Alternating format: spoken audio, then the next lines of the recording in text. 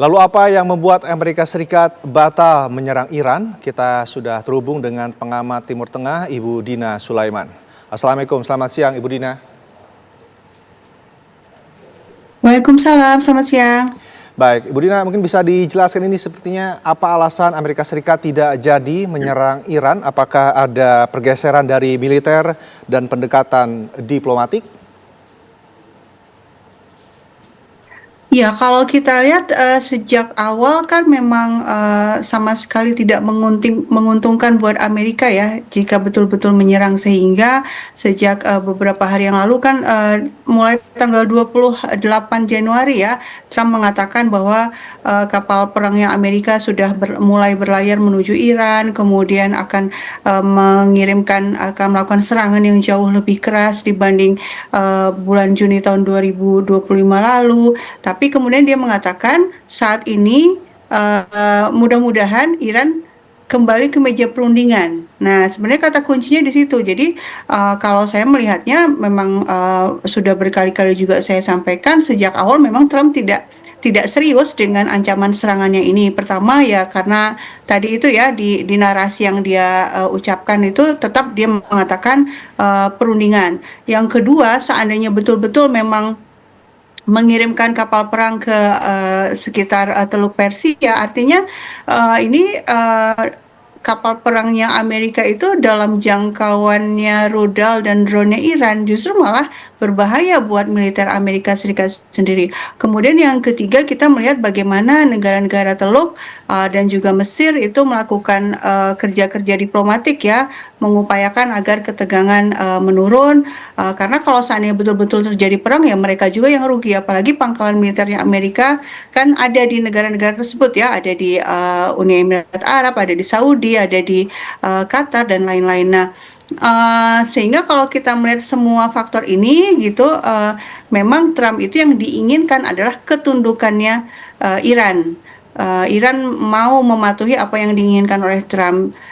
Dan ketika sekarang memang situasinya tidak mungkin juga untuk melanjutkan perang, Trump mencari cara gimana supaya tidak terlalu malu ya, sehingga mengatakan secara sepihak mengatakan bahwa ini Iran sudah mau berunding sehingga tidak perlu lagi perang.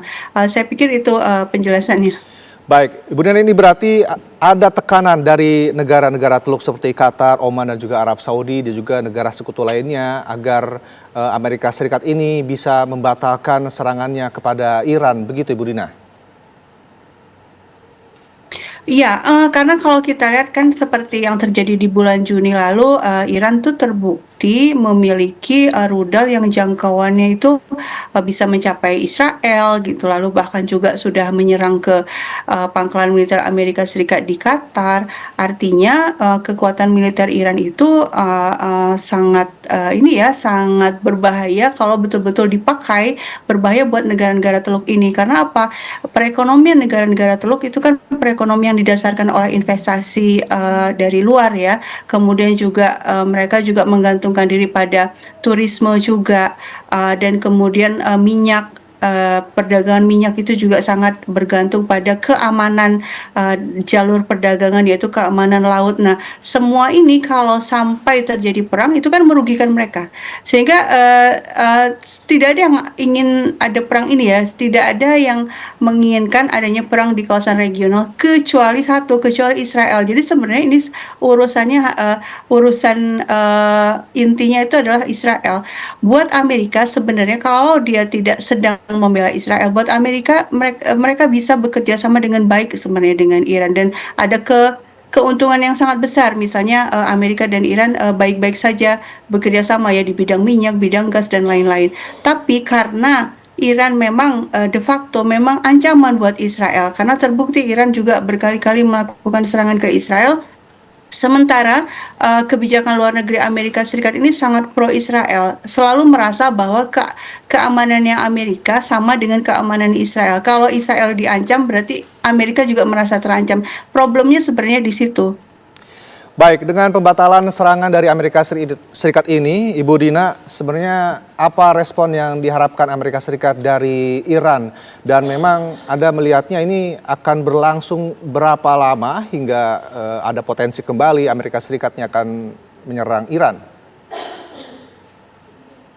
Nah, ini terkait dengan jawaban saya tadi ya. Ketika akarnya adalah masalah Israel, maka memang ini situasinya nggak akan berhenti sampai di sini. Ketegangan masih akan terus berlanjut selama kebijakan luar negeri Amerika Serikat itu belum berubah, masih terus berusaha membela Israel dan kebijakan luar negeri Iran juga masih terus berada di pihaknya Palestina dan menolak untuk tunduk kepada Amerika Serikat dan menolak untuk ini ya berdamai dengan Israel, ya situasinya akan semakin seperti ini, eskalasi akan terus berlanjut meskipun mungkin sekarang mereda sebentar tapi akan terus lanjut, apalagi juga yang dilakukan oleh Amerika Serikat oleh Trump ini kan sekedar menunda ya, tapi blokade ekonomi masih dilakukan, sanksi ekonomi masih dilakukan, upaya-upaya untuk memojokkan Iran melalui media massa internasional juga masih terus dilakukan dengan propaganda dan lain-lain. Dan kemudian juga satu hal sebenarnya yang kita perlu ingat bahwa yang diinginkan Amerika terhadap Iran adalah Iran menghentikan produksi rudal gitu ya. Memang dia berlindung di istilah bahwa Iran harus menghentikan produksi senjata nuklir loh. Iran memang tidak membuat senjata nuklir dan itu sudah terbukti oleh pemeriksaan IAEA ya. Tapi Iran membuat rudal. Nah, ini yang diminta Trump untuk dihentikan. Sehingga buat Iran kan ini jadi garis merah ya.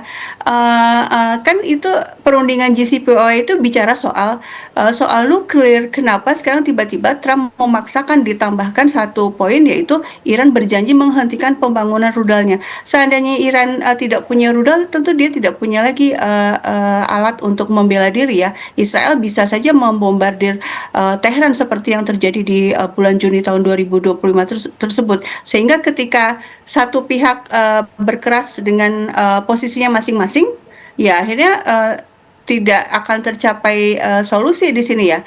Artinya situasi akan terus panas seperti ini. Baik, terima kasih Ibu Dina Sulaiman, pengamat Timur Tengah sudah bergabung bersama kami. Kita harapkan bersama bahwa situasi di Timur Tengah terus mereda dan tidak berdampak langsung pada perekonomian di dunia. Terima kasih Ibu Dina.